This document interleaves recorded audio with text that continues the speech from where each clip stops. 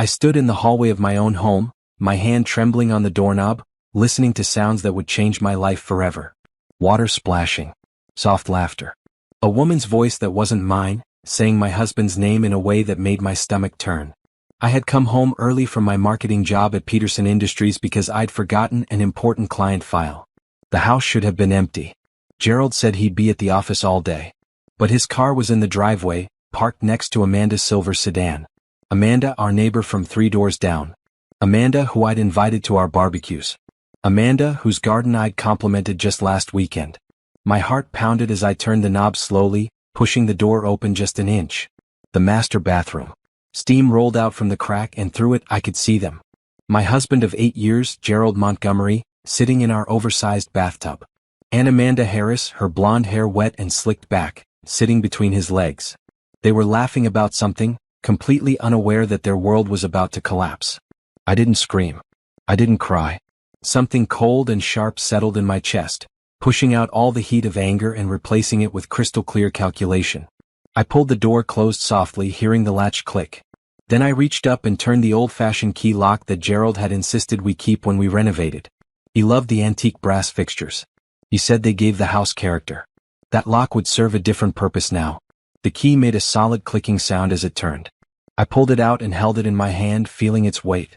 Then I walked down the hallway to the guest bedroom and pulled out my phone. My fingers were steady as I scrolled through my contacts. Brett Harris. Amanda's husband. He answered on the second ring. Hey Simone, what's up? Brett, you need to come to my house right now. Don't call Amanda. Just come. There's something you need to see. What? Is everything okay? No. Nothing is okay. But you need to see this with your own eyes. I'm serious, Brett. Come now. I heard him hesitate, then his voice changed, becoming tense. I'm on my way. 5 minutes. I ended the call and stood there counting my breaths. 1, 2, 3. My mind was surprisingly clear. I walked to the kitchen, still wearing my red blazer and black pencil skirt from work. I poured myself a glass of water and drank it slowly. Through the kitchen window, I could see Brett's truck pull into my driveway. He got out, his tall frame unfolding from the driver's seat, confusion written across his face. I met him at the front door before he could knock. Brett was a construction foreman, built solid from years of physical work. He had kind brown eyes that were now filled with concern. Simone, what's going on? You sounded... Follow me. Don't say anything. Just look. I led him through my house, past the living room with its cream-colored furniture, past the family photos on the walls showing Gerald and me smiling at the beach at Christmas at our wedding. All lies now. All meaningless. We stopped in front of the master bedroom door. I could still hear the water, the voices, though they were quieter now. Brett looked at me, his confusion deepening. I pointed to the bathroom door, then held up the key. They're in there, I said quietly. Your wife and my husband. His face changed. Color drained from his cheeks, then rushed back in angry red. What are you? Look for yourself. I turned the key slowly. The lock clicked. The voices inside stopped abruptly. I pushed the door open and stepped aside, letting Brett see first. He moved forward and I heard his sharp intake of breath. Then I looked too, needing to see their faces when they realized they'd been caught. Gerald's expression went from relaxed to shocked to terrified in seconds. Amanda screamed, trying to cover herself with her hands. Water sloshed over the sides of the tub as they scrambled apart, as if distance could undo what we'd just witnessed. Simone. Gerald started. Don't. My voice was cold and flat. Don't say my name. Brett just stood there, staring at his wife. His hands clenched into fists at his sides. When he finally spoke, his voice was low and dangerous. How long? Amanda's face crumpled. Brett, please, I can explain. How long? He repeated louder now. Gerald tried to stand up in the tub, realized he was naked and sat back down. It's not what it looks like. I almost laughed. Actually, I think I did laugh, a short, bitter sound. It's exactly what it looks like. You're in my bathtub with our neighbor. You're both naked. There's literally nothing else this could be. Get out, Brett said to Amanda. Get out and get dressed. Now. Amanda scrambled out of the tub, grabbing a towel. She couldn't look at me as she rushed past, dripping water across my bathroom floor. Brett followed her, and I heard them in the bedroom, Brett's voice rising, Amanda crying. That left Gerald and me. He sat in the cooling bath water, looking up at me with desperate eyes. Baby, please let me explain. Explain what, Gerald? Explain how you got our neighbor into our bed? Into our bathroom? How many times has this happened? How many times have I been at work, thinking you were at the office, while you were here with her? It wasn't like that. It just happened. We didn't plan. It just happened? You just fell into the bathtub together? Your clothes just fell off. He winced. That's not what I meant. Get out of my bathtub. I turned away from him. You have 1 hour to pack a bag and leave. If you're still here after that, I'm calling the police and reporting a trespasser. This is my house too. No, Gerald. This was our house. Now it's my crime scene. 1 hour. I walked out, closing the door behind me. In the bedroom, Brett had Amanda by the arm, pulling her toward the door. She was dressed now, her clothes thrown on hastily, her wet hair leaving damp spots on her blue shirt. Tears streamed down her face. Simone, please, I'm so sorry. She began. I held up my hand. Save it. Just get out of my house and stay away from me. Both of you away from me. Brett dragged Amanda out. I heard the front door slam. Alone in my bedroom, I finally let myself feel something. But it wasn't sadness. It wasn't even anger. It was determination. Gerald had broken our marriage, shattered our vows, disrespected our home. He would pay for that. Not with my tears. Not with my begging. He would pay by losing everything he took for granted. I heard him come out of the bathroom, heard him moving around in the walk-in closet. I didn't look at him. I took out my phone and started taking pictures. The wet footprints on the floor. The 2 wine glasses on the bathroom counter that I hadn't noticed before. The rumpled towels. Evidence. I would need evidence for what came next. Where am I supposed to go? Gerald asked from behind me. I don't care. Hotel. Your brother's place. Hell, for all I care. Just not here. Simone, we need to talk about this. No, Gerald. We don't. The time for talking was before you betrayed me. Now the time for talking is with lawyers. He stood there for a moment longer, and I could feel him trying to find words that would fix this. There were none. Finally, I heard him zip up a bag and walk toward the door. I love you, he said quietly. I turned, then looked him straight in the eyes. If this is what you call love, I want nothing to do with it. Get out. He left. I heard his footsteps down the stairs, heard the front door close. Heard his car start and pull away. Only then did I sit down on the edge of my bed. Only then did I let the first tear fall. But it was just one. I wiped it away and stood up. Crying wouldn't change anything. Action would. I called my best friend, Nicole. She answered immediately, her cheerful voice filling my ear. Girl, what's going on? Aren't you supposed to be at work? I need you to come over. No. And bring a bottle of something strong. Her tone changed instantly. I'm on my way. While I waited for Nicole, I opened my laptop and started searching. Divorce attorneys. The best ones in the city. I made a list, checked their ratings, read their reviews. By the time Nicole arrived 20 minutes later, I had appointments scheduled with 3 different lawyers for the next day. Nicole took one look at my face and pulled me into a hug. What happened? I told her everything. As I spoke, her expression went from concern to furious. When I finished, she poured us both a generous glass of wine. That piece of trash, she said. And Amanda, that snake. After everything you did for her.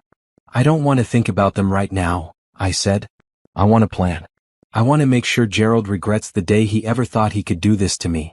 Nicole raised her glass. Then let's plan. Let's make him regret everything. We spent the rest of the afternoon going through my options. Nicole, who worked as a paralegal, knew enough about divorce law to give me a head start. We documented everything. Times, dates, suspicious behavior I'd overlooked. Credit card statements showing charges I didn't recognize. Flowers I'd never received but that he'd clearly bought for someone. The evidence piled up. As the sun set outside my window, painting the sky in shades of orange and pink, I felt something shift inside me. The girl who'd walked into this house at lunch, expecting a normal day, was gone. In her place was someone harder. Someone who wouldn't be played for a fool ever again. Gerald called 6 times that evening. I didn't answer. He texted, begging to talk. I blocked his number. This wasn't about communication anymore. This was about survival. My survival. And I intended to come out of this stronger than ever. The morning after I discovered Gerald's betrayal, I woke up at 5 in the morning, my body refusing to stay asleep. The bed felt enormous and empty. I'd slept on the couch in the living room, unable to bear the thought of lying where Gerald had slept just nights before. The house was too quiet. Usually, I'd hear him making coffee, getting ready for work. Now there was just silence and the memory of yesterday crushing down on me. I got up and showered, standing under water as hot as I could tolerate, trying to wash away the images burned into my mind. Gerald and Amanda in that tub. Their faces when they realized they'd been caught. The way he tried to explain as if words could cover the enormity of what he'd done. By 6, I was dressed in a green dress that made me feel powerful, professional. I'd need that power today. My first lawyer consultation was at 8. I made myself breakfast, forcing down toast and coffee even though my stomach churned. I had to keep my strength up. This was a marathon, not a sprint. Nicole texted me at 7. How are you holding up? Surviving, I typed back. Meeting with Attorney Campbell at 8. You've got this. Call me after. The law offices of Campbell and Associates occupied the 15th floor of a glass tower downtown. I'd chosen Harold Campbell specifically. He had a reputation for being thorough, aggressive, and winning. The receptionist led me into a conference room with floor-to-ceiling windows overlooking the city. 3 minutes later, Attorney Campbell walked in. He was 60 with silver hair and sharp blue eyes that missed nothing. Mrs. Montgomery, thank you for coming in. Please sit down and tell me everything. I did. I told him about coming home, about finding them, about locking the door and calling Brett. I showed him the photos I'd taken. The wine glasses. The wet footprints. Everything. He listened without interrupting, making notes on a yellow legal pad. When I finished, he sat back and looked at me appraisingly. You handled this well. Better than most people do in the heat of the moment. These photos will be valuable. Do you have access to financial records? Yes. We have a joint account. I checked last night. There are charges I don't recognize. Restaurants I've never been to. A jewelry store charge from 3 months ago. I never got any jewelry. Get copies of all of that. Every statement you can find. Do you know how long the affair has been going on? I don't. But I intend to find out. Attorney Campbell nodded. Good. Pennsylvania is technically a no-fault divorce state, but evidence of infidelity can certainly impact things like alimony and asset division, particularly if marital assets were used to support the affair. Your husband's income is substantial, correct? Yes. He's a financial consultant. Last year he made close to $400,000. And you? I'm a marketing director. I make $90,000. How long have you been married? 8 years. No children. That simplifies some things. He made more notes. I'm going to be honest with you, Mrs. Montgomery. This will get ugly. Your husband will likely try to downplay the affair, claim it was brief, argue he deserves more of the assets. He'll have a lawyer who'll make you out to be cold, unforgiving, unreasonable. Can you handle that? I met his eyes steadily. I can handle anything at this point. He betrayed me in our home. I'm not the one who should feel guilty. Good. That's the right attitude. I'll take your case. My retainer is $10,000. I'd expected as much. I wrote the check without hesitation. This was an investment in my future. A future without Gerald. After leaving the lawyer's office, I went straight to the bank. I withdrew half of our joint savings and opened a new account in my name only. It was legally my right. Then I went to work. I couldn't just hide at home. I had responsibilities and I refused to let Gerald's actions destroy my career too. My coworkers could tell something was wrong. I'd been working at Peterson Industries for 6 years, and I'd never been the type to hide my emotions well. Nicole had texted ahead to my supervisor, explaining I was dealing with a family emergency. Everyone gave me space, which I appreciated. At lunch, I got a call from an unknown number. I answered cautiously. Simone? It's Brett. Amanda's husband. I sat up straighter. Brett. How are you holding up? About as well as you'd expect. His voice was rough, tired. Look, I wanted to let you know I kicked Amanda out last night. She's staying with her sister. I also hired a lawyer this morning. We're getting divorced. I'm doing the same, I said. Seeing my lawyer this afternoon for the retainer. Good. They don't deserve our forgiveness. He paused. I wanted to thank you. For calling me. For making me see the truth. If you hadn't, I would have just kept going, not knowing. You would have found out eventually. They weren't being careful. Maybe. But you didn't have to do what you did. You could have just kicked Gerald out and left me in the dark. That wouldn't have been right. You deserve to know what your wife was doing. We talked for a few more minutes. Brett told me he'd found texts on Amanda's phone after he got her home. The affair had been going on for 6 months. 6 months of lies. 6 months of them sneaking around while Brett and I worked, trusting our spouses. The betrayal went deeper than I'd imagined. After hanging up with Brett, I felt a strange kinship with him. We were both victims of the same selfish behavior. both fighting to rebuild our lives from the rubble our spouses had left behind. Gerald tried to call me 14 times that day. Each call went to voicemail. Each voicemail was the same. Please, Simone, we need to talk. I made a mistake. I love you. Please call me back. By the 10th message, I deleted them without listening. That evening, I changed all the locks on the house. The locksmith arrived at 6, and by 7:30 Gerald's keys would no longer work. I also called a security company and scheduled installation of a camera system for the next day. If Gerald tried to break in, I'd have evidence. At 8 there was pounding on my front door. I looked through the new peephole and saw Gerald standing there, his face haggard, his clothes wrinkled. He'd been wearing the same shirt since yesterday. Simone, please open the door. We need to talk. I spoke through the door. We have nothing to talk about. My lawyer will be in contact with yours. You hired a lawyer? Are you serious about this? You were serious enough to sleep with our neighbor in our home. Yes, Gerald, I'm serious about this. It was a mistake. A stupid, terrible mistake. But we can work through this. No, we can't. Go away or I'm calling the police. He pounded on the door again. This is my house too. Not anymore. I changed the locks. You don't live here. Leave or I call the police and report you for trespassing. There was silence. Then I heard his footsteps retreating. Through the window, I watched him get in his car and sit there for 10 minutes, his head in his hands. I felt nothing. No pity, no sadness. He'd made his choice. Now he had to live with the consequences. The next few days were a blur of paperwork and planning. Attorney Campbell moved quickly. Within a week, Gerald was served with divorce papers. I learned through the legal grapevine that he'd hired Thomas Brennan, a lawyer known for being combative. Good. Let Gerald waste his money on a fight he couldn't win. My mother called after Gerald apparently contacted her, begging her to convince me to reconsider. Simone, honey, are you sure about this? Marriage is hard. People make mistakes. Mama, he was in bed with another woman. In our home. That's not a mistake. That's a choice. But 8 years of marriage. 8 years he threw away. Not me. Him. I won't be blamed for this. She sighed. I just don't want you to regret this later. I regret marrying someone who could do this to me. I don't regret leaving him. Gerald's mother was worse. She showed up at my workplace, causing a scene in the lobby, demanding I speak with her. Security had to escort her out. She called me selfish, cruel, unforgiving. The irony wasn't lost on me. Her son had broken our vows, but somehow I was the villain for refusing to accept it. Through all of this, Nicole was my rock. She came over every evening, brought dinner, sat with me while I cried on the nights when the pain broke through my determination. She never once suggested I forgive Gerald.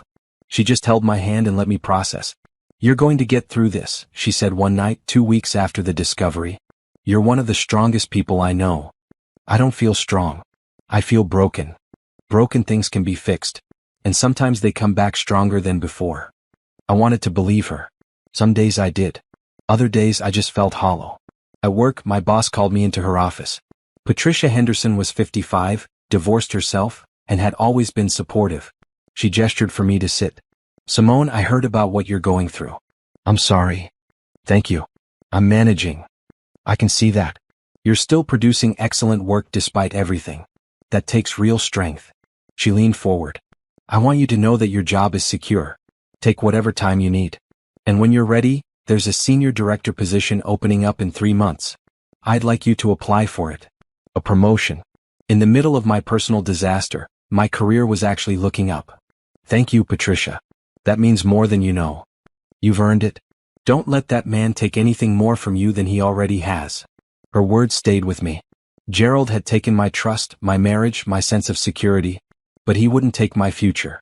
I wouldn't let him. That night, I went through our photo albums and removed every picture of Gerald. I boxed them up along with his remaining belongings that I'd collected from around the house. His toothbrush, his favorite coffee mug, the books on his nightstand. All of it went into boxes that I stacked in the garage. Eventually, I'd have his lawyer arrange pickup. For now, I just needed them out of my sight. As I worked, I found a card Gerald had given me on our 5th anniversary. To my beautiful wife. Thank you for 5 amazing years. Here's to 50 more. Love always, Gerald. I stared at it for a long time. Had he meant it then? Or had I never really known him at all? I threw the card in the trash and kept packing. The past was gone. I had to focus on building something new. Something better. Something that was just mine. 3 weeks after discovering Gerald's affair, I sat in Attorney Campbell's office reviewing the financial documents his team had subpoenaed. What I saw made my stomach turn. The affair hadn't lasted 6 months like Brett and I had initially believed.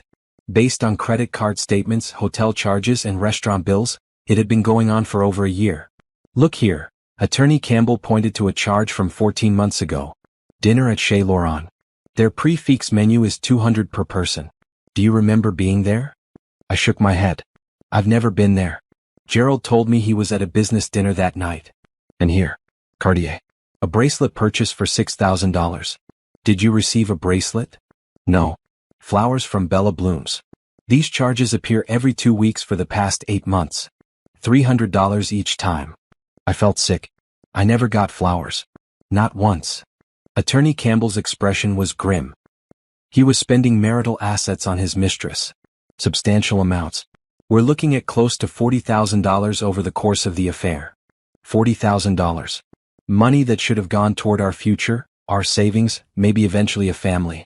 Instead, Gerald had spent it whining and dining Amanda while I worked late, believing we were building something together. There's more, the attorney continued. We found records of an apartment lease downtown. Studio apartment, $1,500 a month in Gerald's name only. The lease started 11 months ago. An apartment. Gerald had rented an entire apartment for his affair. The scope of his deception was staggering. Can we use all of this? I asked. Absolutely. While Pennsylvania is a no-fault state, dissipation of marital assets is relevant to equitable distribution. He used community property to fund an extramarital affair. The court won't look favorably on that. Over the next week, more evidence emerged. Attorney Campbell's investigators interviewed people who'd seen Gerald and Amanda together. Restaurant staff who remembered them as regulars.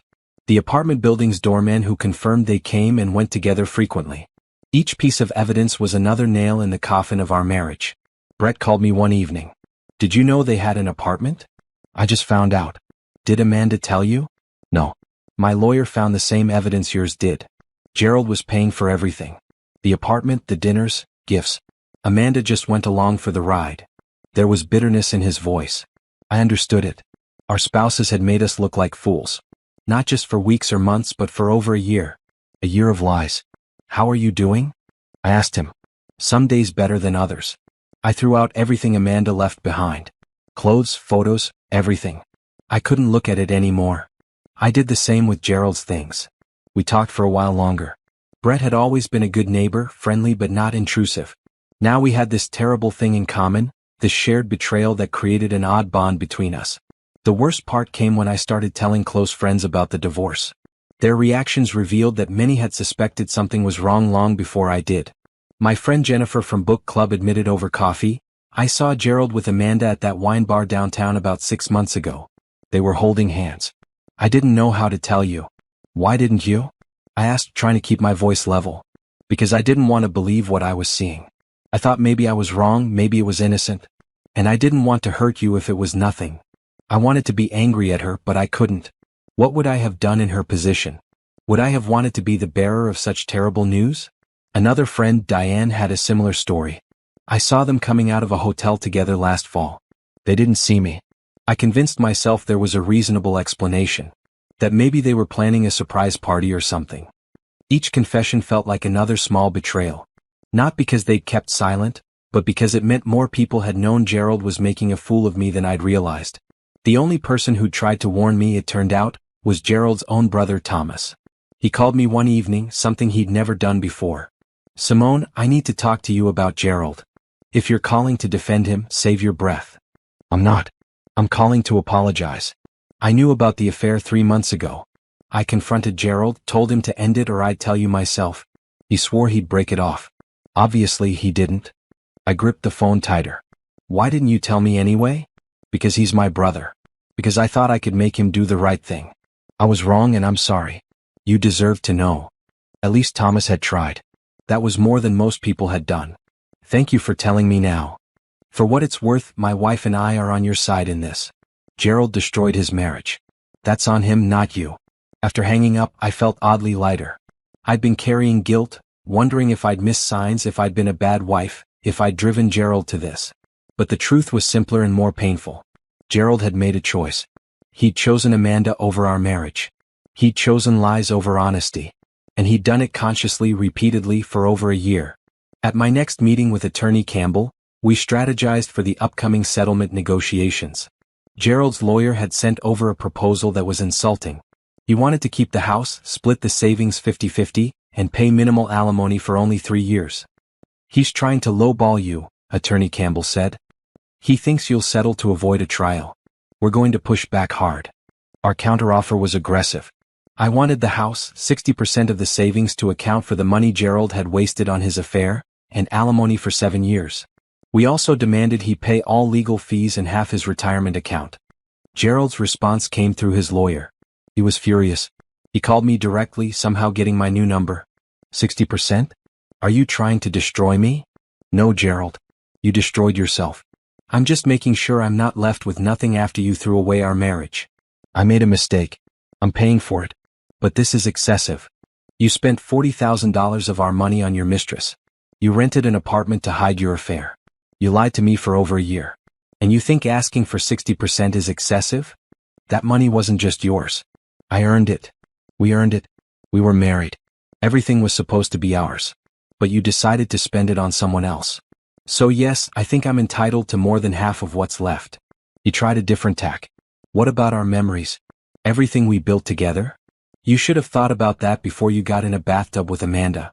I can't believe you're being this vindictive. Vindictive would be telling everyone we know exactly what you did. Vindictive would be posting the photos I took all over social media. I'm being reasonable. I'm asking for what I'm legally entitled to. He hung up on me. Good.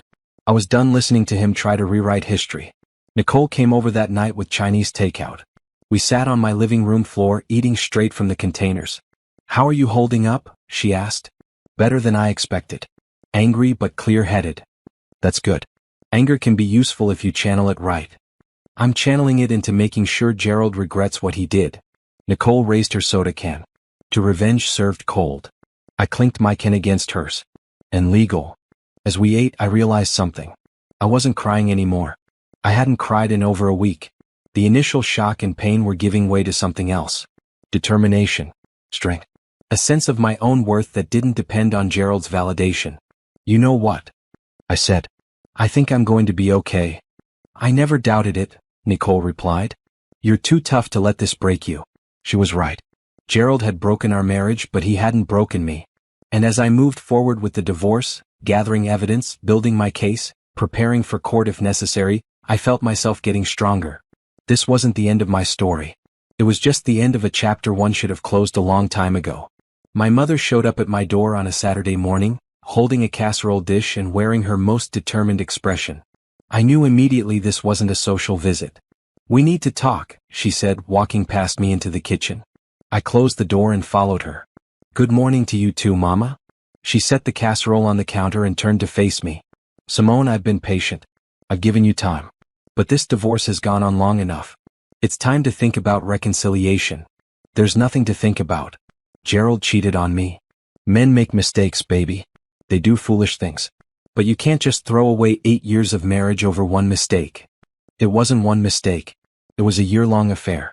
Multiple lies. Thousands of dollars spent on another woman. My mother waved her hand dismissively. Money can be replaced.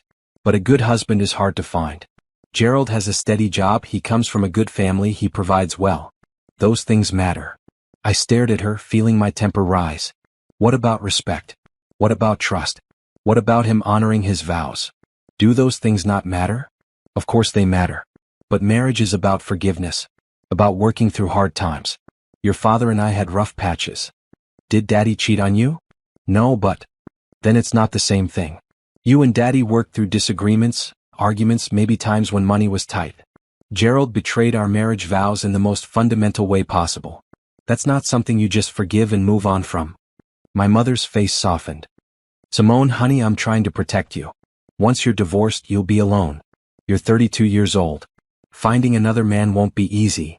Her words hit like a slap. So I should stay with someone who disrespected me, who lied to me, who broke my heart because I might not find someone else? Do you hear how that sounds? I'm being practical. I'm your mother. I don't want to see you struggle. I'd rather struggle alone than be comfortable with someone who makes me feel worthless. Gerald didn't mean to make you feel worthless. Then what did he mean to do when he chose Amanda over me? When he rented an apartment to meet her? When he spent our money buying her gifts? What message was he sending other than that I wasn't enough? My mother sighed, sitting down at my kitchen table. I just worry about you. Divorce is hard. People will talk. Let them talk. I'm not living my life based on what other people think. Gerald's mother called me. She's very upset. I'm sure she is. Her son destroyed his marriage. She says you're being unreasonable. That you won't even talk to Gerald. Of course I won't talk to him. What's there to say? We communicate through our lawyers now. That's how this works. My mother looked tired suddenly. I had hopes for you too. Grandchildren. Family dinners. Now all of that is gone. The mention of grandchildren stung. Gerald and I had been planning to start trying for a baby next year. That dream was gone now, ashes like everything else we'd planned. I wanted those things too, Mama. But Gerald took them away when he made his choices. I can't bring back something he destroyed. We sat in silence for a moment. Then my mother reached across the table and took my hand. I love you. I want you to be happy. If you truly believe divorce is the only way forward, then I'll support you. But I had to try one more time to see if there was another path. There isn't. Not for me. I deserve better than what Gerald gave me. Yes, she said quietly. You do. I just wish he'd been the man we thought he was. After my mother left, I felt drained. She wasn't the only one pressuring me to reconsider. Gerald's sister had sent me a long email about family loyalty. 2 of our couple friends had stopped calling, apparently choosing Gerald's side. Even my own aunt had suggested I was being too harsh and should consider counseling. But I had my supporters too. Nicole, unwavering in her friendship. My friend Diane, who'd admitted she'd seen Gerald with Amanda and regretted not speaking up. And surprisingly, Brett, who understood exactly what I was going through. Brett and I had started meeting for coffee once a week. It wasn't romantic, just 2 people navigating the same painful situation. His divorce from Amanda was proceeding similarly to mine from Gerald. Both of our spouses were trying to paint themselves as victims, claiming their betrayed partners were being unreasonable. Amanda's lawyer sent papers saying I'm being vindictive, Brett told me over coffee one Wednesday. Vindictive because I won't give her spousal support after what she did. Gerald's lawyer called me unreasonable for wanting the house. The house we bought together. The house where I found him cheating. They're trying to make us feel guilty for standing up for ourselves. It won't work. Not with me. Brett smiled slightly. You're tougher than I thought. I remember you as the nice lady who brought cookies to the neighborhood block party. I was nice. I believe the best in people. Now I know better. Is that a bad thing? I considered it. No. It's realistic. I won't be taken advantage of again. Beyond the pressure to reconcile, I was also facing pressure at work, though of a different kind. The senior director position Patricia had mentioned was now officially open, and several people were applying. I submitted my application, but I worried that my personal situation might count against me. Those worries proved unfounded. Patricia called me into her office 2 weeks later with good news. You got it. The senior director position is yours, pending board approval next month. But that's just a formality. Really? I felt a surge of genuine joy the first in weeks. Thank you, Patricia. You earned it. Your work on the Randolph campaign was exceptional. The client specifically requested you for their next project. That kind of reputation doesn't go unnoticed. The promotion came with a substantial raise, a larger office, and more responsibility. It also came with validation that my worth wasn't tied to my marriage or Gerald's opinion of me. I was valuable on my own. I celebrated with Nicole that night. We went to our favorite restaurant, and for the first time since discovering the affair, I felt genuinely happy. You're glowing, Nicole observed. This is good for you. It feels good. Like I'm finally moving forward instead of just surviving. That's because you are moving forward. You're not letting what Gerald did define you. As I sipped my wine, I thought about the past month. The pain was still there, sharp and real. But it wasn't consuming me anymore. I was building something new. A career that was thriving. Friendships that had deepened. A sense of self that didn't rely on someone else's validation. Still, there were hard moments. Late at night, when the house was quiet, I sometimes felt the loneliness creep in. I'd reach for my phone, see Gerald's blocked number, and have to resist the urge to unblock it and call. Not because I wanted him back, but because 8 years of marriage didn't just disappear overnight. I started seeing a therapist, Dr. Robinson, a kind woman in her 50s who specialized in divorce recovery. She helped me process the anger and grief without judgment. It's normal to have conflicting feelings, she told me during one session. You can hate what Gerald did and still grieve the loss of the relationship. Those feelings can coexist. I don't want to grieve. I want to be angry. Anger is easier. Anger is a shield. But underneath it there's hurt. And that hurt needs to be acknowledged before you can fully heal. I didn't like that answer, but I knew she was right. So I let myself feel it. The hurt, the betrayal, the loss. I cried in her office, something I hadn't done in weeks. And afterward I felt lighter. The divorce proceedings continued. Gerald's lawyer was trying every tactic to reduce my settlement, but Attorney Campbell was relentless. Every attempt to minimize the affair or its impact was met with documented evidence. Every claim that I was being unfair was countered with facts about Gerald's behavior. 2 months after the discovery, we finally had a settlement conference. Gerald, his lawyer, Attorney Campbell, and I sat in a conference room at the courthouse. It was the first time I'd seen Gerald in person since that day. He looked terrible. Thinner, older, with dark circles under his eyes. He tried to catch my eye, but I kept my gaze on my lawyer or on the mediator. I wouldn't give him the satisfaction of my attention. The mediator laid out the issues. Asset division, alimony, debt responsibility.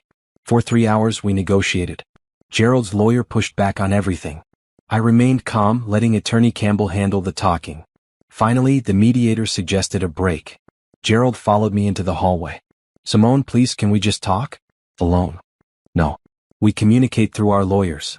I miss you. I miss us. What we had was real. I finally looked at him, then really looked at him.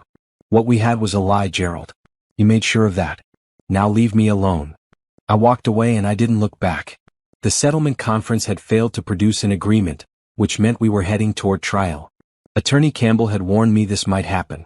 Gerald wasn't willing to accept the terms I'd proposed, and I wasn't willing to accept his lowball offers. We were at an impasse. Trials are expensive, Attorney Campbell reminded me in his office. Emotionally and financially.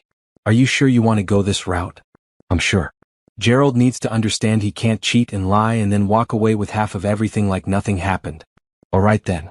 Let's prepare for battle. The next 2 months were exhausting. Attorney Campbell's team gathered more evidence, deposed witnesses, built the strongest case possible. They interviewed the doorman at Gerald's secret apartment. The jeweler who sold him Amanda's bracelet. Even some of Gerald's co-workers who'd covered for him during his afternoon meetings with Amanda. Brett provided a deposition as well. He spoke about the impact of the affair on his marriage, the financial strain Amanda's spending had caused, and how Gerald had involved him unknowingly by using work events as cover stories. Gerald told me several times he couldn't make our poker nights because he had to work late, Brett testified. Later, I found out those were nights he was with Amanda. My own deposition was grueling. Gerald's lawyer, Thomas Brennan, was every bit as aggressive as his reputation suggested. He tried to paint me as a cold, unforgiving wife who'd refused to give Gerald a second chance. Isn't it true, Mrs. Montgomery, that you locked your husband in the bathroom and called another man before even speaking to your husband? I called the other betrayed spouse, yes. And I locked the door to prevent them from leaving before he arrived. Doesn't that seem vindictive? No. It seems like ensuring the truth came out. Did you consider that perhaps your husband and Mrs. Harris were just talking? That nothing inappropriate was happening? I stared at him. They were naked in my bathtub. What part of that is just talking? Attorney Campbell smiled slightly but said nothing. He didn't need to. The question was ridiculous and everyone in the room knew it. Brennan tried another angle. Isn't it true you've refused all attempts at marriage counseling? Gerald never suggested marriage counseling. He suggested I forgive him. Those are different things. But if he had suggested counseling, would you have considered it? No. Why not? Because the marriage was over the moment he betrayed our vows. Counseling can't fix that. So you had no interest in saving your marriage? I had no interest in staying married to someone who disrespected me so completely. The questioning went on for hours. By the end, I was exhausted but composed. I told the truth calmly and clearly. That was all I could do. Gerald's deposition was a disaster for him. Attorney Campbell was merciless. Mr. Montgomery, how long were you involved with Amanda Harris? About 6 months. Really? Because we have credit card receipts going back 14 months. Gerald shifted uncomfortably. Well, we were friends before it became physical. Friends who had dinner at romantic restaurants? Friends who exchanged expensive gifts. We were close, yes. And when did this friendship become sexual? I don't remember exactly. Attorney Campbell pulled out a document. This is the lease for the apartment on 5th Street. It's dated 11 months ago. You don't rent an apartment for a friendship, do you? Gerald's lawyer objected, but the damage was done. Gerald had been caught in a lie and it was on record. The trial date was set for early spring, 3 months away. In the meantime, life went on. I threw myself into work, taking on extra projects to keep busy. The promotion to senior director was officially approved, and I moved into my new office with a view of the city skyline. Patricia took me to lunch to celebrate. You've impressed the board. They're already talking about you as a potential vice president in a few years. Really? That's incredible. You've earned it. You're producing excellent work even during a difficult personal time. That shows character. Character. I'd always thought I had character. But this situation had tested it in ways I'd never imagined. I discovered I was stronger than I'd known, more resilient, more capable of standing alone. Brett's divorce was proceeding faster than mine. Amanda had agreed to a settlement, probably because she knew she had no leverage. She'd been unemployed when the affair started and had brought nothing to the marriage financially. Brett gave her a small payout and kept the house. It's almost over, he told me at one of our coffee meetings. Another month and she'll be out of my life for good. How do you feel about that? Relieved. Sad. Angry. All of it at once. He looked at me. Does it get easier? I don't know yet. Ask me when my divorce is final. As the trial date approached, Gerald made one last attempt to avoid court. He showed up at my workplace, waiting in the lobby until I left for the day. Simone, please just hear me out. I tried to walk past him, but he stepped in front of me. I can't do this trial. It's going to destroy me financially. That's not my problem, Gerald. Please. I'm begging you. Let's settle. I'll agree to your terms. Just call off the trial. I stopped and looked at him. He seemed genuinely desperate. You'll agree to my terms? All of them? Yes. Whatever you want. I just can't go through a trial. My family, my job, everyone will know what I did. They should know what you did. You destroyed our marriage. I know. I know I did. And I'm sorry. More sorry than I can say. But please, Simone. Have mercy. Mercy. He wanted mercy after showing me none. After lying for over a year. After spending our money on his mistress. After breaking every promise he'd ever made. I'll think about it, I said finally. But I'm not promising anything. I called Attorney Campbell that evening. Gerald wants to settle on our terms. Do you want to settle? Part of me wants to take him to court, make him face a jury, make everything public. But another part of me just wants this over. The settlement we proposed is fair, Simone. You'll get what you deserve. A trial might get you more or it might not. Juries are unpredictable. What do you recommend? I recommend you do what feels right for you. If you're tired of fighting, settle. If you need your day in court, we'll take him to trial. Either way, you win. I thought about it for 3 days. I talked to Nicole, to Dr. Robinson, to Brett. Everyone had opinions, but ultimately the decision was mine. Finally, I called Attorney Campbell. Accept the settlement. Let's be done with this. The final settlement was signed 2 weeks later. I got the house, 60% of our savings, Gerald's agreement to pay all legal fees, 7 years of alimony, and half his retirement account. In return, I agreed not to pursue further claims and to keep the details of the affair confidential outside of legal proceedings. It wasn't a complete victory, but it was enough. More importantly, it was over. The divorce would be final in 60 days. That night, I sat in my living room, the house finally, truly mine. No more Gerald. No more fighting. No more lawyers or depositions or angry phone calls. Just peace. Nicole came over with champagne. To freedom. To freedom, I echoed, clinking my glass against hers. As we drank, I felt something shift inside me. For months, I'd been in survival mode, fighting, defending, protecting what was mine.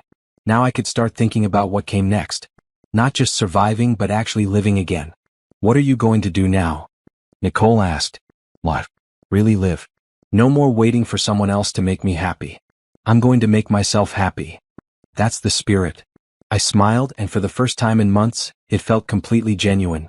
Gerald had taken a lot from me, but he hadn't taken everything.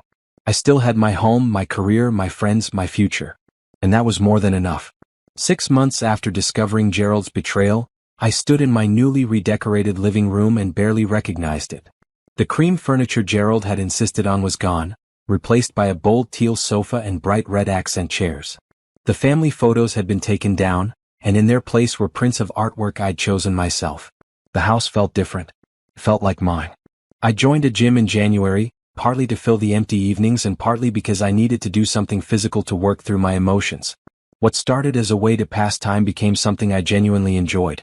I hired a personal trainer, Melissa, who pushed me harder than I'd ever pushed myself. "You're stronger than you think," she'd say during particularly grueling sessions. She was right. By March, I'd lost 15 pounds, gained muscle definition, and felt more confident in my body than I had in years. Work continued to go well. The Randolph project I'd been leading won an industry award, and my name was on the trophy. Patricia nominated me for an executive leadership program, and I was accepted. My career was thriving in ways I'd never imagined when I was married to Gerald.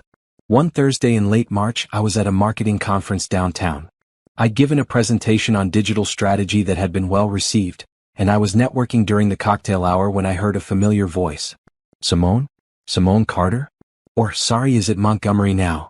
I turned to see Nathan Price, someone I'd worked with years ago at my previous company. He'd been a junior account manager then. Now, judging by his confident demeanor and expensive suit, he'd moved up in the world.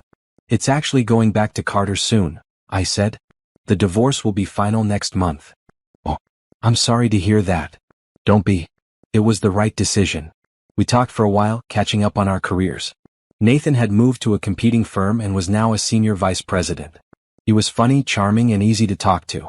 When he suggested we grab dinner to continue catching up, I hesitated only briefly before agreeing. Dinner turned into coffee the following week. Coffee turned into a walk through the park the week after that.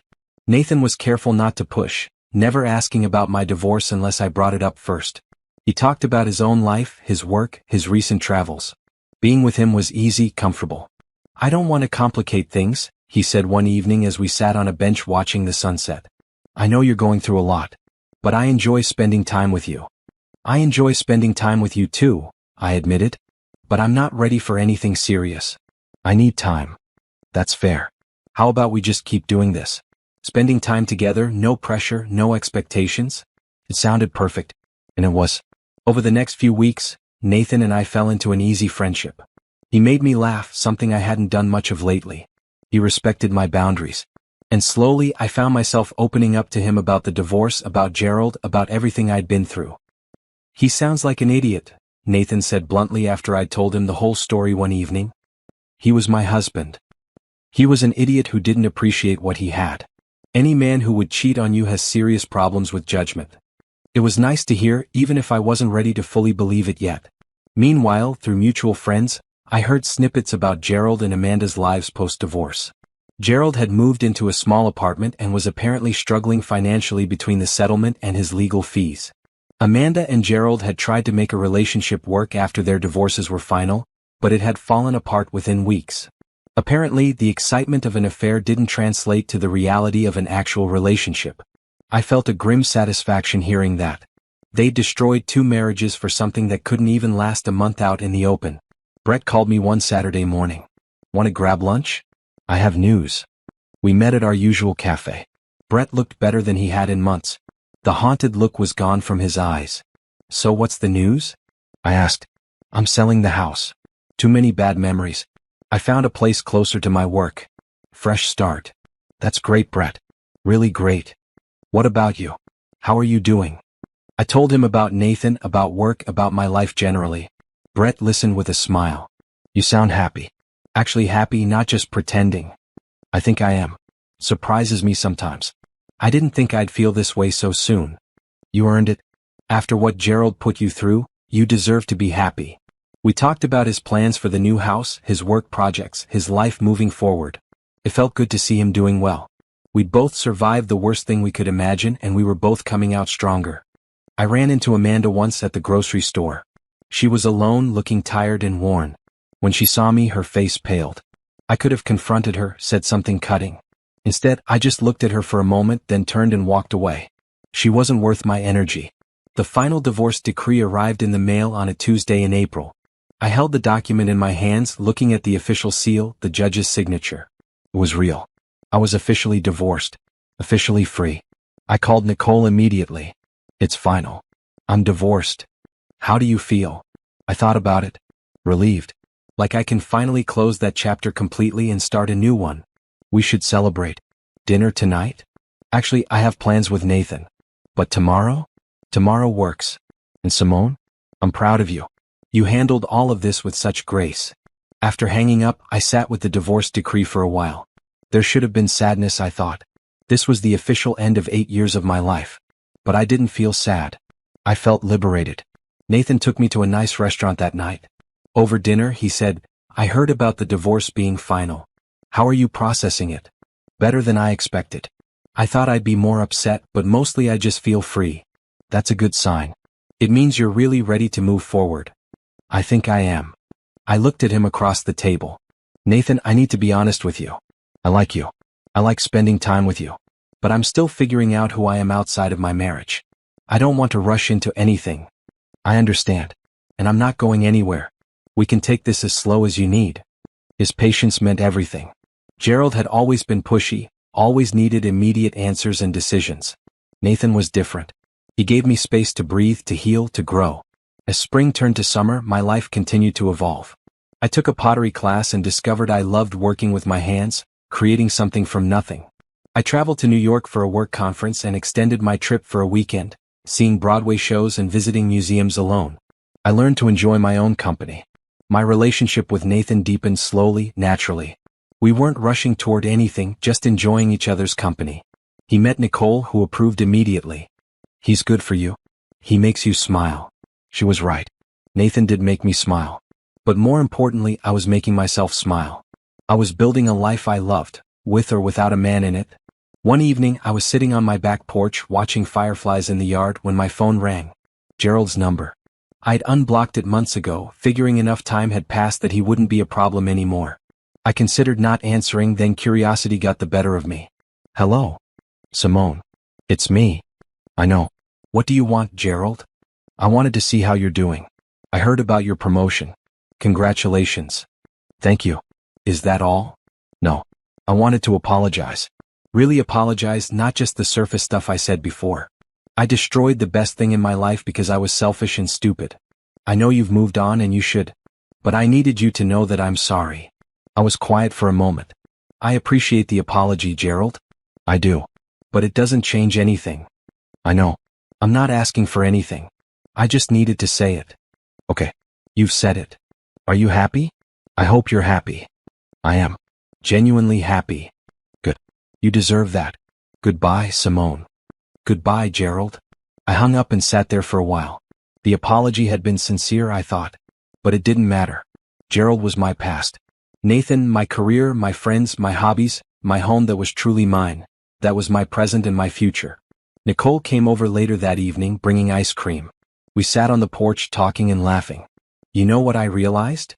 I said. "I don't think about Gerald anymore. Not really. He's just someone I used to know." "That's huge, Simone. That means you've really healed." "I think I have. I'm not the same person I was when all this started. I'm better. Stronger.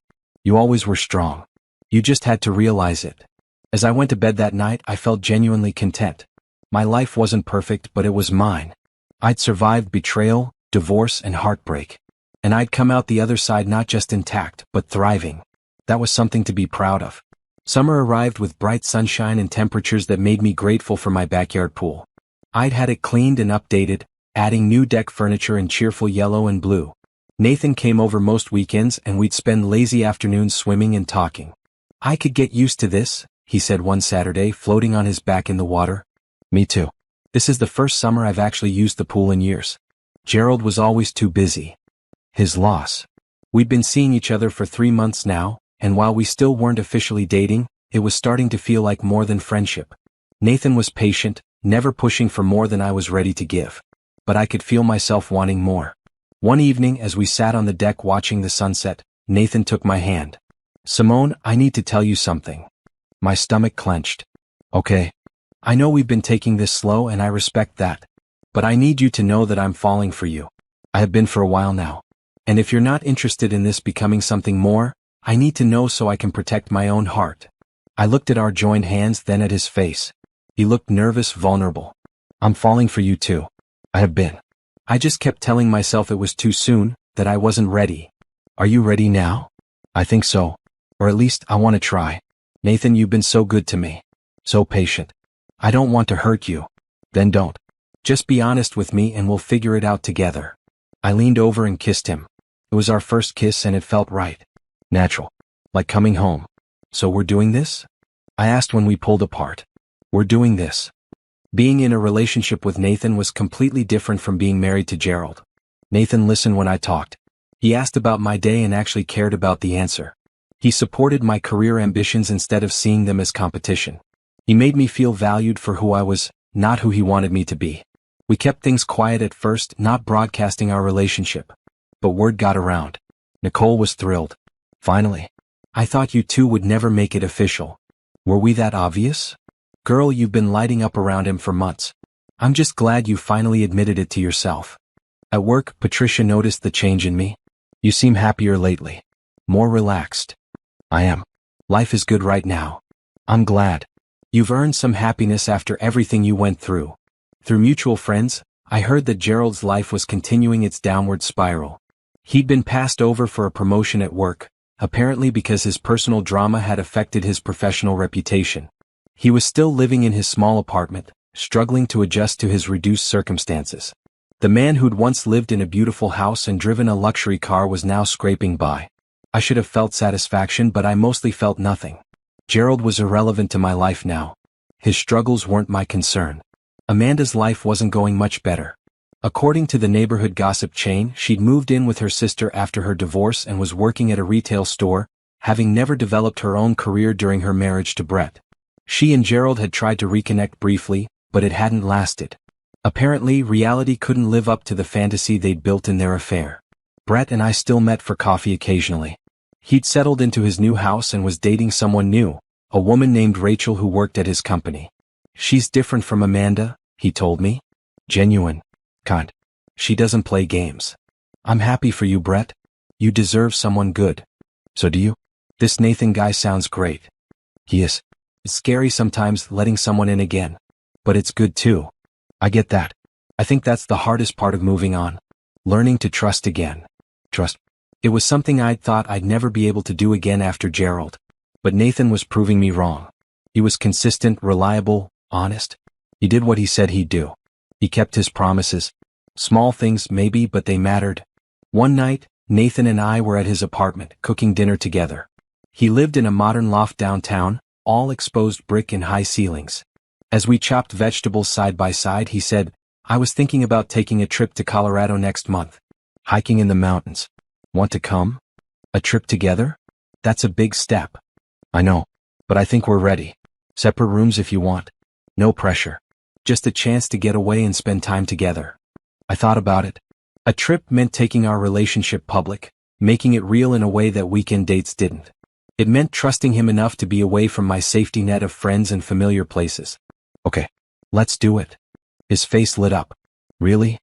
Really? I think it sounds wonderful. The trip to Colorado in August was everything I needed. We hiked mountain trails, watched sunrises from our hotel balcony, talked for hours about everything and nothing.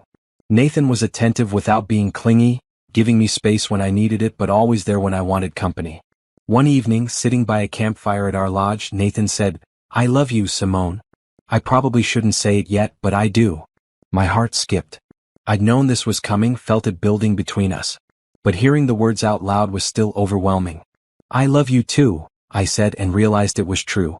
I did love him. Not the desperate, clinging love I'd felt for Gerald at the end, trying to save something that was already dead. This was different. Calmer. Deeper. Real. We didn't rush things when we got back from Colorado. Nathan understood that I needed to take my time, that I was still healing from what Gerald had done. But our relationship continued to deepen. He met my mother, who approved after initial skepticism. He seems kind, she said. That's important. I met his family at a Sunday dinner. His parents were warm and welcoming, his sister funny and genuine. They accepted me without judgment, never bringing up my divorce unless I mentioned it first. By fall, Nathan and I were spending most nights together, though we still maintained our separate apartments. It felt right, not rushing but not holding back either. Just letting the relationship develop naturally. One October evening, I ran into Gerald at a restaurant. He was alone, sitting at the bar with a drink. When he saw me with Nathan, his face fell. I gave him a polite nod and kept walking. Nathan, to his credit, didn't ask questions until we were seated. That was your ex-husband, wasn't it? Yes. How did you know? The way he looked at you. Like he'd lost something precious. He did. His own fault though. Does it bother you seeing him? No. Not anymore. He's just someone I used to know. Nathan took my hand across the table. I'm glad. You deserve to have moved on completely. As I looked at Nathan, I realized I had moved on. Gerald was truly in my past now. Whatever pain he'd caused, whatever scars he'd left, they didn't control me anymore. I was happy. I was in love. I was building something new and beautiful, and Gerald couldn't touch it. That night, lying in bed next to Nathan in my house, I felt completely at peace. This house, which had once been the site of my greatest betrayal, was now the site of my greatest healing. I'd reclaimed it, reclaimed myself, reclaimed my life. Thank you, I said quietly to Nathan. For what? For being patient. For waiting for me to be ready. For being everything Gerald wasn't. He pulled me closer. You don't have to thank me for that. Loving you is easy, Simone. Easiest thing I've ever done. I fell asleep in his arms, completely content. The girl who'd locked Gerald in that bathroom months ago, devastated and angry, wouldn't recognize the woman I'd become. Stronger, wiser, happier, and finally completely free. The 1-year anniversary of discovering Gerald's affair came and went without fanfare. I marked it privately, reflecting on how far I'd come. A year ago, I'd been shattered, barely holding myself together. Now I was thriving in ways I'd never imagined. My relationship with Nathan had grown stronger. We decided to officially move in together, choosing his loft since my house carried too many memories. I'd put my house on the market and it sold within 2 weeks for above asking price. Part of me felt sad letting it go, but mostly I felt relieved. It was time for a complete fresh start. Work was going phenomenally. Patricia had announced her retirement, and the board was considering me as a potential replacement. At 33, I'd be one of the youngest directors in the company's history. The possibility was both terrifying and exhilarating. Brett had gotten engaged to Rachel. He called to tell me personally. I wanted you to hear it from me first. I know it might seem fast, but when you know, you know. I'm happy for you, Brett. Really. Rachel is a lucky woman. I'm the lucky one. After everything with Amanda, I never thought I'd trust anyone again. But Rachel changed that. Nathan did the same for me. We both got our happy endings then. Good. As I packed up my house, preparing for the move, I found old photos of Gerald and me. Our wedding day looking so happy and naive. Vacations we'd taken, smiling at the camera without any hint of the disaster to come. I almost threw them out, then decided to pack them instead. Not because I wanted to dwell on the past, but because they were part of my history. Denying they existed wouldn't change anything. The day before I was scheduled to move, Gerald showed up at the house. I was in the garage, sorting through boxes when I heard a car pull up. Through the window I saw him getting out. I considered not answering the door, but curiosity got the better of me. What could he possibly want now? I opened the door before he could knock. Gerald, what are you doing here? He looked worse than the last time I'd seen him. Thinner, older, worn down. I heard you sold the house. I wanted to see it one more time. That's not a good idea. Please, Simone. Just 5 minutes. Then I'll leave you alone forever. Against my better judgment, I let him in. We stood in the empty living room, our footsteps echoing on the hardwood floors. I have so many memories in this house, Gerald said quietly. We were happy here once. Were we? Or was I just ignorant of what you were doing? He flinched. We were happy. At least I was. I don't expect you to believe that. I don't. Gerald, what do you want? Why are you really here? He turned to face me. I heard you're moving in with someone. Nathan Price. I looked him up. You have no right to look up anyone in my life. I know. I'm sorry. I just needed to know if you were happy. I'm happy. Extremely happy. Nathan is everything you never were. I know. I can see it in you. You look different. Better. He paused. I came here to ask if there's any chance, any possibility that we could try again. Start over. I stared at him in disbelief. Are you serious? After everything, you think there's a chance? I've changed, Simone. I've been in therapy. I understand what I did wrong. I could be different now. No, Gerald. You couldn't. And even if you could, I don't want you to. I don't want you at all. I've moved on. I'm in love with someone else. You need to accept that and move on too. I can't. You were everything to me. No, I wasn't. If I was everything, you wouldn't have cheated. You wouldn't have lied. You wouldn't have destroyed what we had. You did that, not me. Nathan's car pulled into the driveway. He'd said he'd come by to help me finish packing. When he saw Gerald's car, his expression hardened. He got out and walked over. Is everything okay here? Nathan asked, positioning himself slightly in front of me. Everything's fine, I said. Gerald was just leaving. Gerald looked between us and I saw the moment he finally accepted reality. His shoulders slumped. I'm sorry for everything, Simone. I hope you know that. I do. But it doesn't change anything. Goodbye, Gerald. He walked to his car without another word. I watched him drive away and I felt nothing but relief. Nathan put his arm around me. Are you all right? I'm perfect. He wanted another chance. What did you tell him? I told him the truth. That I'm in love with you and I've moved on completely. He needed to hear it. Nathan kissed the top of my head. Good. Because I'm not letting you go. We finished packing the house together. The next day, movers came and transported everything to Nathan's loft. Our loft now. As I arranged my things next to his, mixing our lives together, I felt a sense of rightness I'd never felt with Gerald. That evening, we christened our new living situation with takeout and champagne on the balcony. To new beginnings, Nathan said, raising his glass. To new beginnings, I echoed. As I looked out over the city lights, Nathan's arm around me, I thought about how different my life looked now compared to a year ago. I'd lost a marriage, but I'd gained myself. I'd lost a husband, but I'd found real love. I'd been broken, but I'd rebuilt myself stronger. Nicole came over the next day to see the place. She wandered through the loft, approving of how we'd arranged everything. You seem really happy, she observed. I am. Happier than I've been in years. Maybe happier than I've ever been. That's what you deserve. After everything Gerald put you through, you deserve all the happiness in the world. As she left, I realized something. I'd stopped thinking of myself as Gerald's ex-wife. I wasn't defined by his betrayal anymore. I was just Simone Carter, senior director at Peterson Industries, girlfriend to Nathan Price, friend to Nicole and Brett and so many others. A complete person in my own right. That night, Nathan and I were cooking dinner together when he said, I've been thinking about the future. Our future. What about it? I know we've only been together officially for a few months. But I'm 35, you're 33. We're not kids. And I know what I want. My heart started beating faster. What do you want? You. A life with you. Eventually, marriage, maybe kids if you want them. I'm not proposing now, he added quickly. It's too soon. But I wanted you to know that's where I see this heading. If that's where you see it heading too. I thought about Gerald's proposal years ago.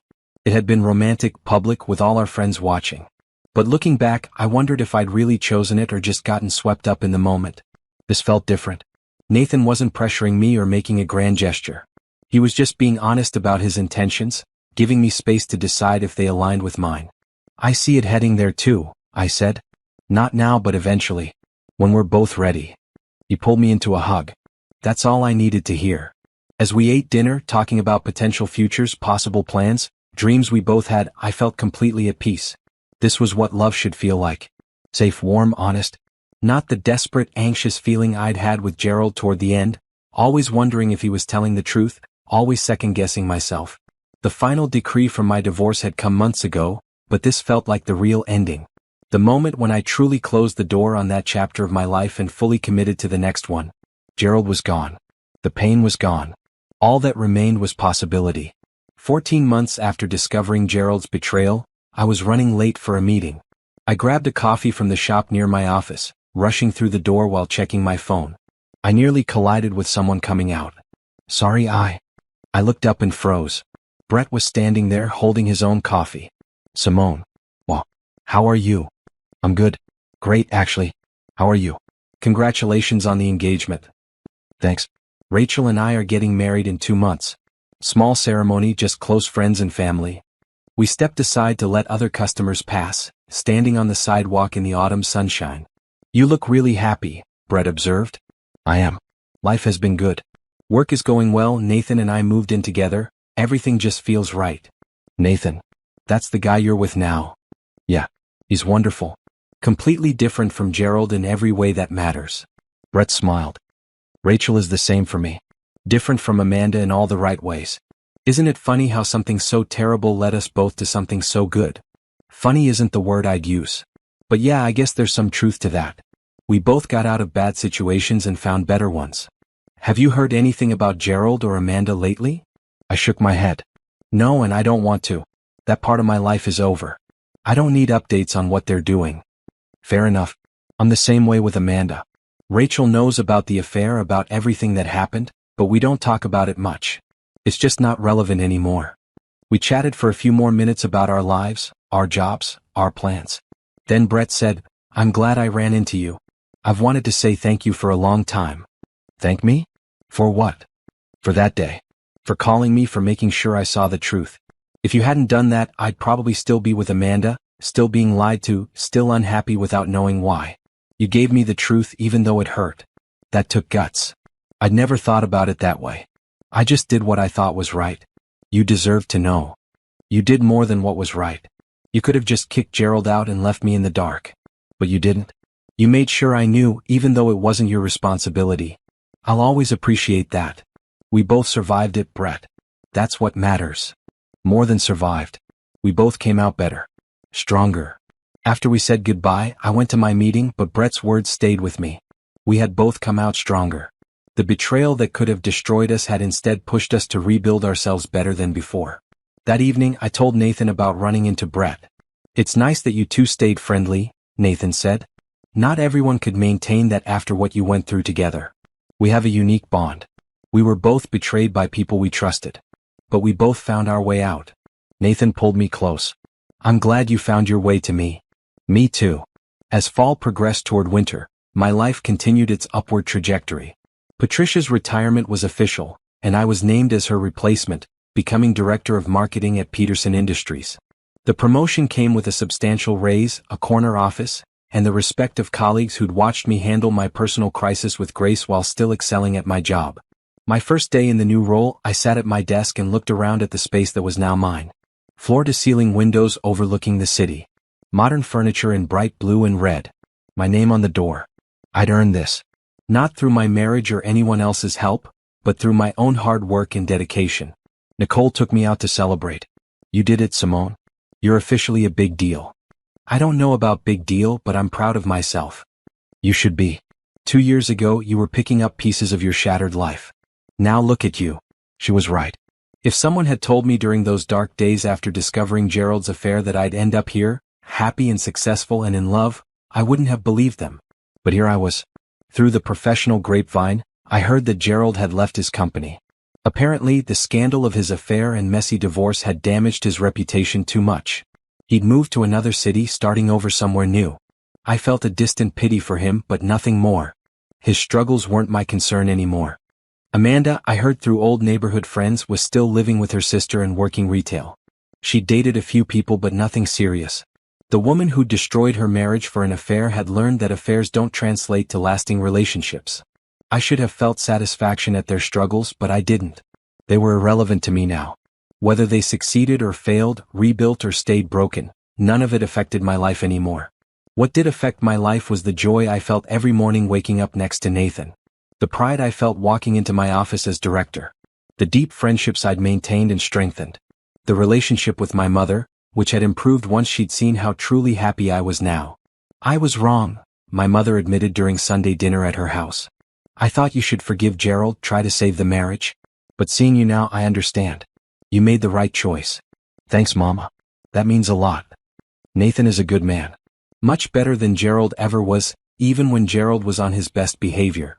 Nathan, who was helping my father with something in the garage, had won my mother over completely.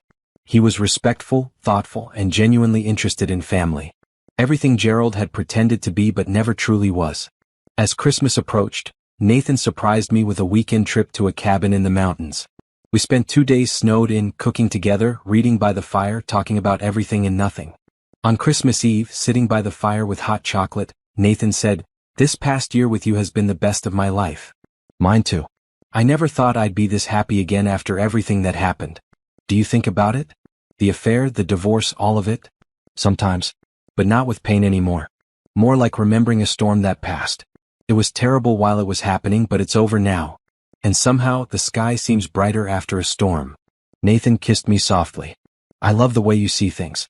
You take terrible situations and find meaning in them. I had to. Otherwise, Gerald would have destroyed me. I refused to let him have that power. As we sat there, snow falling outside the window, fire crackling in the fireplace, I felt completely content. This was everything I'd thought I had with Gerald but never did. Real intimacy. True partnership. Honest love. My phone buzzed with a text from Nicole. Merry Christmas Eve. Love you. I texted back. Love you too. Thanks for everything. For what? For being there through the worst time of my life. For never judging. For helping me get through it. That's what friends do. Plus, look at you now. You didn't just get through it. You triumphed. Triumph. It was a strong word, but maybe it was accurate. I'd taken the worst betrayal of my life and turned it into an opportunity for growth. I'd lost a cheating husband and gained myself. That felt like triumph. As I put my phone away and settled back into Nathan's arms, I thought about the year ahead. There would be challenges at work with my new role. Nathan and I would face obstacles as any couple does. Life wouldn't be perfect, but I was ready for it. I'd proven to myself that I could handle anything. Betrayal, divorce, rebuilding my entire life from scratch. If I could survive all that and come out stronger, I could handle whatever came next. What are you thinking about? Nathan asked. The future. And how I'm not afraid of it anymore. Good. Because our future is going to be amazing. I believed him. And more importantly, I believed in myself. That was the real gift Gerald's betrayal had given me. Not the pain, not the anger, but the eventual realization that I was stronger than I'd ever known. That I could stand alone even if I preferred to stand with someone. That my worth wasn't determined by someone else's treatment of me, but by how I chose to treat myself. Gerald had tried to break me. Instead, he'd rebuilt me into someone better. Someone who knew her own strength. Someone who wouldn't settle for less than she deserved ever again. That was the real victory. Not revenge, not Gerald's suffering, but my own transformation. I was Simone Carter, director of marketing, girlfriend to an amazing man, friend to wonderful people, and most importantly, a woman who knew her own worth. And that was enough. More than enough. It was everything. 2 years after discovering Gerald's betrayal, I stood in front of a mirror in my bedroom, smoothing down my red dress. Not a wedding dress, but a beautiful cocktail dress for an important evening. Tonight was the company gala, and as director of marketing, I'd be giving a speech about our achievements over the past year. Nathan came up behind me, fastening his watch. You look beautiful. Thank you. You clean up pretty well yourself. He was wearing a sharp navy suit that made his eyes look even more striking.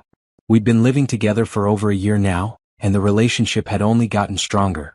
There was talk of engagement, but we weren't rushing. We both knew we'd get there when the time was right. My phone buzzed with a text from Nicole. Break a leg tonight. You're going to kill that speech. I smiled.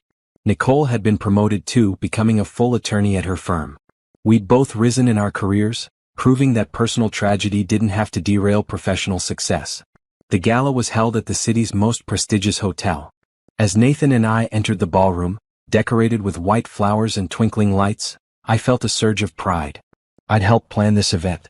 My team had worked tirelessly to make it perfect. Patricia, now retired but still attending company events, found me immediately. Simone, darling. You look radiant. Thanks to you. You taught me everything I know. I taught you skills. You brought the heart and determination. That's all you. As we mingled, I ran into coworkers, clients, industry contacts. Everyone congratulated me on the department's success. The Randolph campaign had won 3 industry awards. Our digital strategy had become a case study taught in marketing classes. Under my leadership, the department had thrived. When it was time for speeches, I took the stage confidently. 2 years ago, I'd been a woman who could barely get out of bed some mornings. Now, I was speaking in front of 200 people without a hint of nervousness. Good evening, everyone. As Director of Marketing, it's my pleasure to share what we've accomplished this year and where we're headed next. I spoke for 10 minutes about our successes, our challenges, our goals. The audience was engaged, nodding, some taking notes. When I finished, the applause was genuine and enthusiastic. Nathan was waiting for me as I stepped off the stage. You were amazing. I meant every word. We have a great team. As the evening continued, I felt genuinely happy. Not the frantic, desperate happiness I'd sometimes felt with Gerald, trying to convince myself everything was fine. Real, deep, contented happiness. Later in the evening, I excused myself to use the restroom. When I came out, I nearly bumped into someone. I looked up to apologize and found myself face to face with Amanda. She'd clearly lost weight, not in a healthy way. Her clothes were nice but not expensive. Her makeup was carefully applied, but it couldn't hide the exhaustion in her eyes. "Simone," she said quietly. "Amanda." I kept my voice neutral. "I heard you were doing well. Director now. Congratulations." "Thank you." There was an awkward pause. Then Amanda said, "I know you don't want to hear this, but I need to say it anyway. I'm sorry. For everything. For what I did to you, to Brett, to both of your marriages. It was wrong and I've regretted it every day since." I studied her for a moment. The apology seemed genuine. But it didn't change anything. "I appreciate the apology," I said finally. "But it doesn't matter anymore. What you did pushed me to rebuild my life, and I'm better off now than I ever was with Gerald. So in a strange way, I should thank you." Amanda looked pained. "I heard you're with someone new. That you're happy." "I am. Very happy." "Good. You deserve that. I know you probably don't believe me, but I do mean that." I nodded. "I hope you find happiness too, Amanda. Real happiness, not the kind built on someone else's destruction." She blinked back tears. "Thank you for saying that. I don't deserve your kindness." "Maybe not. But I'm not saying it for you. I'm saying it because holding on to anger and bitterness would only hurt me. I've moved on completely. You should too."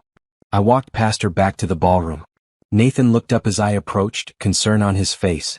"Everything okay? You were gone a while." I ran into Amanda. "Your ex-husband's affair partner? Here?" "She works for one of our client companies apparently." "It's fine." She apologized, I accepted it, and that chapter is truly closed now. Nathan pulled me onto the dance floor.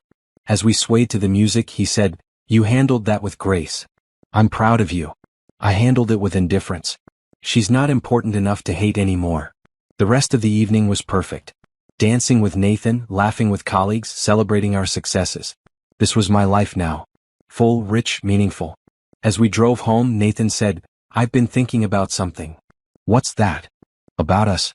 About our future." He glanced at me. "I'm ready to make this permanent, Simone. Whenever you are." My heart skipped. "Are you asking what I think you're asking?" "Not officially. Not yet. But soon. I want you to know it's coming so you can think about whether you're ready." "I'm ready," I said softly. "I've been ready for a while now. I trust you, Nathan. Completely. I trust us." He squeezed my hand. "Then expect a proper proposal soon. Something worthy of you." That night, lying in bed, I thought about how far I'd come. 2 years ago, I'd been standing in my hallway, listening to my husband betray me. Now, I was lying next to a man who cherished me, planning a future built on honesty and genuine love. My phone buzzed. A text from Brett. "Hey, just wanted to let you know Rachel and I are expecting. Baby girl due in 6 months." I smiled and texted back congratulations. Brett had found his happy ending too. We'd both survived the worst and built something better. Over the next few months, life continued its upward trend. Work was challenging but rewarding. My relationship with Nathan deepened. I reconnected with some old friends I'd lost touch with during my marriage to Gerald. My social circle expanded, filled with people who genuinely cared about me. In April, exactly 2 years after my divorce was finalized, Nathan took me to the botanical gardens. We walked through spring flowers, talking and laughing. He led me to a quiet gazebo surrounded by blooming cherry trees. "Simone," he said, taking both my hands, "these past 2 years have been the happiest of my life. You're strong, compassionate, brilliant, and beautiful. You make me want to be a better person every single day." He got down on one knee, pulling a small box from his pocket. "I know you've been married before. I know it didn't end well. But I'm not Gerald. I will never be Gerald. I will spend every day of our marriage showing you what real love looks like. Will you marry me?" I looked at the ring, simple and elegant, perfect for me. Then I looked at Nathan, this man who'd been so patient, so understanding, so genuinely good. "Yes," I said, pulling him up to kiss him. "Yes, I'll marry you." He slipped the ring onto my finger and we stood there for a long moment, just holding each other. "I promise you," Nathan said, "you'll never regret this." "I know. I trust you.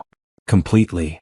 As we walked back through the gardens, my hand in his, I felt overwhelming gratitude. Not for the betrayal itself, but for what it had forced me to become. Stronger. Wiser. More certain of my own worth. Gerald had tried to destroy me, but he'd failed. Instead, he'd freed me to become the person I was always meant to be. Someone who knew her value. Someone who wouldn't settle for less than she deserved. Someone who could build a life based on genuine love and mutual respect. That evening, I called Nicole to tell her the news.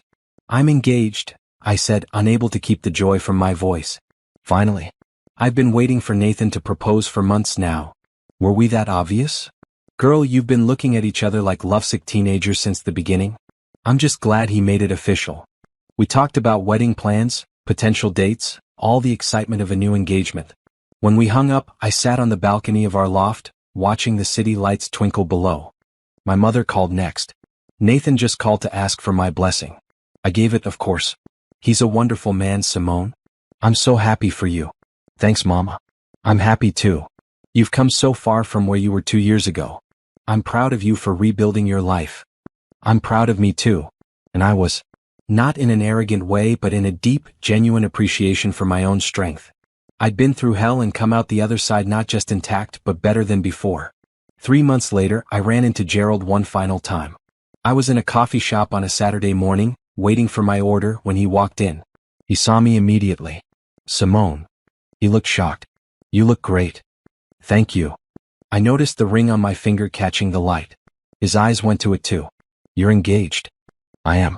Nathan proposed a few months ago. Something flickered across Gerald's face. Pain maybe, or regret. I'm happy for you. Really? How are you doing, Gerald? I'm okay. Rebuilding. Different city, different job, starting over. It's hard, but I'm managing. I'm glad. I hope you find what you're looking for. What I'm looking for is what I had with you. But I destroyed that. Yes, you did. But we both moved on. That's life. My coffee order was called. I picked it up and turned to leave. Gerald touched my arm lightly. For what it's worth, I really am sorry. And I really am happy you found someone who treats you better than I did. Thank you for saying that. Take care of yourself, Gerald. I walked out into the sunshine and I didn't look back. That chapter was closed. There was nothing left to say, nothing left to feel. Gerald was just someone from my past, no longer relevant to my present or future. Nathan was waiting at home when I got back. You're smiling. Good coffee? The coffee is fine. But I'm smiling because I just had the most freeing experience of my life. I told him about running into Gerald, about the conversation, about how I'd felt absolutely nothing but mild sympathy. That's it then, Nathan said. You're completely free of him. I really am. He's just a person I used to know. Someone who taught me what I don't want in a relationship so I could recognize what I do want when I found it. Our wedding was scheduled for October, during the most beautiful time of year. We decided on a small ceremony, just close friends and family. Nothing extravagant or showy, just genuine and meaningful. Nicole was my maid of honor.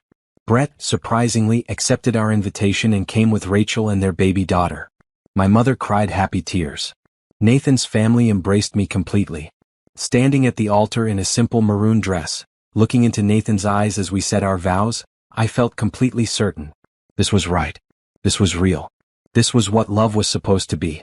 I promise to honor you, respect you, and choose you every single day, Nathan said.